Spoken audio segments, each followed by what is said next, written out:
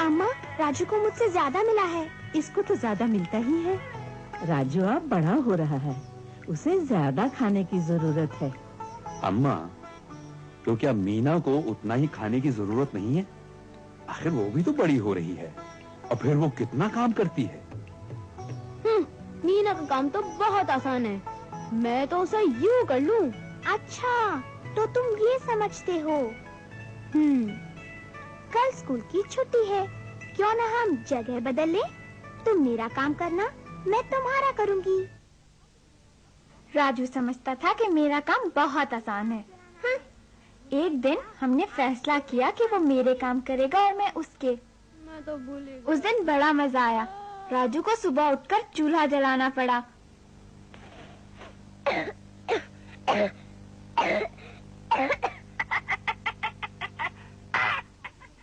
उसे सहन में झाड़ू देना पड़ा। झाड़ू झाड़ू। मुर्गियों को दाना डालना पड़ा। हटो, ये क्या हो रहा है? नीचे गाय का गोबर उठाना पड़ा। कपड़े धोने पड़े, पानी भर के लाना पड़ा और इसके अलावा कई दूसरे काम करने पड़े। बेचारा राजू बुरी तरह थक गया। वो कुछ शर्मिंदा था और बिल्कुल रोने के करीब था। मैंने सारा दिन इतने काम किए, आग जलाई, झाड़ू दी, मुर्गियों को दाना डाला, पानी लाया, कपड़े धोए, बर्तन धोए और मीना के सारे काम किए। अच्छा, तो तुम आज बहुत मसरूफ रहे। और हमें ये भी एहसास दिलाया कि मीना कितना काम करती है। मीना और राजू दोनों ही घर के बहुत से काम करते हैं। ये दोनों ही बड़े हो रहे हैं, इसलिए इन दोनों को बराबर मिकदार में खाने की जरूरत है। हाँ भाई, अब ठीक है? हाँ, ठीक है। ठीक है।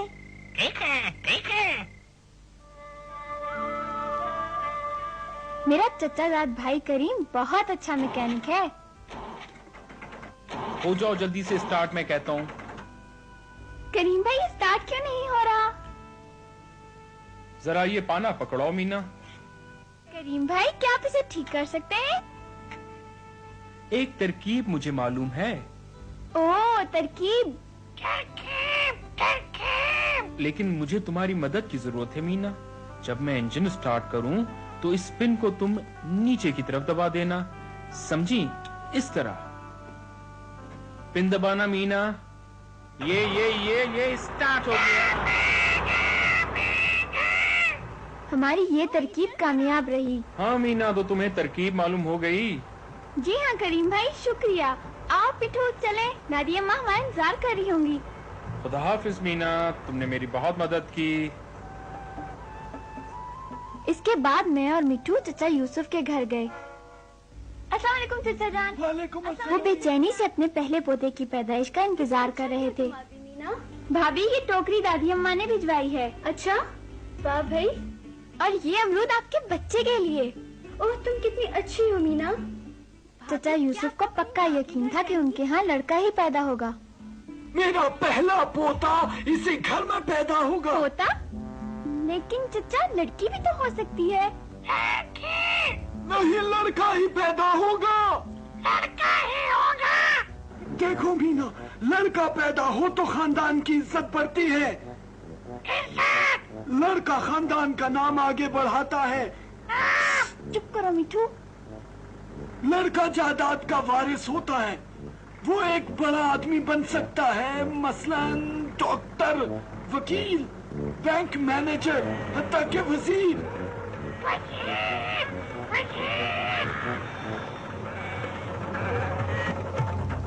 फिर अचानक चचा यूसुफ का ट्रैक्टर रेल की पटरी पर जाकर रुक गया। ट्रैक्टर बिल्कुल स्टार्ट नहीं हो रहा था। क्या पेट्रोल खत्म हो गया चचा? नहीं।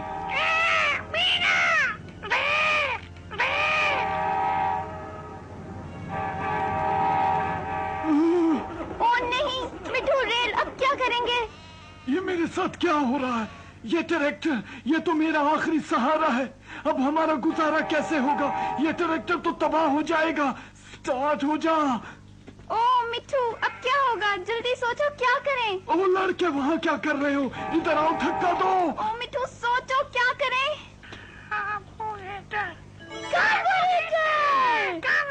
मिट्ठू को और मुझे वो तरकीब याद आ गई। चाचा, जब मैं कहूँ तो आप इंजन स्टार्ट कर दें। लड़की तुम क्या कर रही हो? मुझे कोशिश करने दें चाचा जान। अब स्टार्ट करें। एक बार और। हाँ, और हो जाओ। हाँ।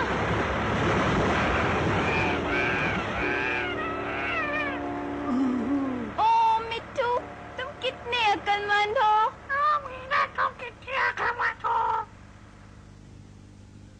मीना, तुमने मेरा ट्रैक्टर बचा लिया, लेकिन तुमने ये कहाँ से सीखा बेटा? लड़कियाँ सब कुछ कर सकती हैं चाचा जान। हाँ, लड़कियां भी सब कुछ कर सकती हैं। ये मेरी भतीजी है। इस वाक्य के बाद चाचा यूसुफ मुझ पर फख्र करने लगे और उन्हें अपनी पोती की पैदाइश पर कोई अफसोस नहीं था। इधर लाना हमारी पोती को। कितनी प्यारी है हमारी बेटी। यूसुफ, तुम लड़की की पैदाइश पे खुश हो रहे हो? हाँ मेरे दोस्त, अब वक्त बदल गया है। लड़की सब कुछ कर सकती है। लड़की उस्तानी बन सकती है, डॉक्टर भी, और तिजारत भी कर सकती है। वो बैंक में अफसर भी लग सकती है, वो घर का कामकाज भी कर सकती है। वो मैकेनिक भी बन सकती है। बिल्कुल। लड़की लड़के से कम नहीं।